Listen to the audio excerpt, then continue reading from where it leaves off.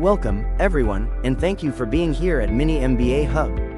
Whether you're a business owner, a marketing professional, or simply someone curious about strategy, you're in the right place. Today's topic is all about understanding why people buy, not just what they buy.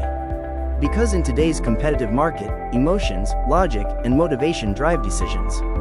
So, let's dive into the minds of buyers and discover what really moves them. Let's begin by looking at the key drivers behind every purchase. Customer behavior isn't random. It's influenced by 5 core forces: psychological, social, cultural, personal, and economic.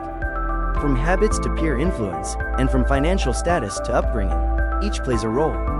Understanding these forces helps us predict and even guide customer choices. We'll explore each. Psychological factors like motivation, perception, learning, and beliefs guide how we think and act as consumers. Beliefs and attitudes also drive brand loyalty. Smart marketers create emotional connections rooted in values. Age, gender, income, and life stage all shape consumer preferences.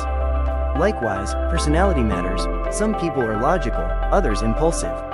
Knowing your audience helps personalize your marketing. Now let's shift gears. Not all buyers are individuals.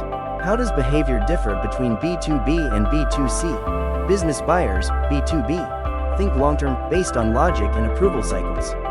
Consumers, B2C, buy based on emotion or need.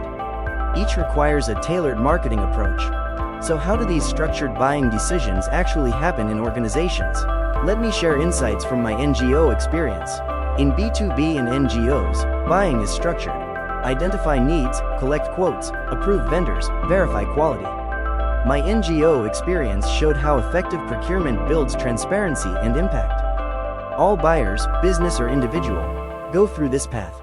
1. Recognize a need. 2. Search for info. 3. Evaluate options. 4. Make a decision. And 5. Reflect post-purchase. Knowing where they are helps shape your message. But the journey doesn't end after purchase. Let's talk about the power of retention. Customer retention costs less than acquisition. To keep customers loyal, businesses must deliver consistent value, satisfaction, and support. How do you actually keep your customers coming back?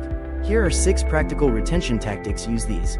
1. Great experiences. 2. Loyalty rewards. 3. Follow-up. 4. Appreciation. 5. Feedback. And 6. Employee engagement. These work in every industry. But while influence is a valuable tool in communication and marketing, it must always be used ethically. It's important to understand how to apply influence responsibly by focusing on principles like trust, commitment, liking, and scarcity.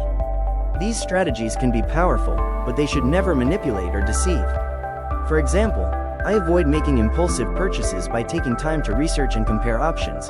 This helps me make informed choices rather than being swayed by flashy marketing. When influence is used ethically, it not only respects the consumer but also builds long-term relationships based on transparency and value. Now let's bring this full circle with a real-world example from my NGO background. In my NGO experience, systems like RFQs and vendor scoring created transparency and fairness. These practices didn't just keep things organized, they earned trust from partners and donors. Whether you're running a company or a nonprofit, structure improves outcomes. Let's wrap up with a little engagement, and a chance for you to be featured in the next video. Got a question about consumer behavior or strategy? Drop it in the comments with your name, university, and location, and I'll feature you in the next video.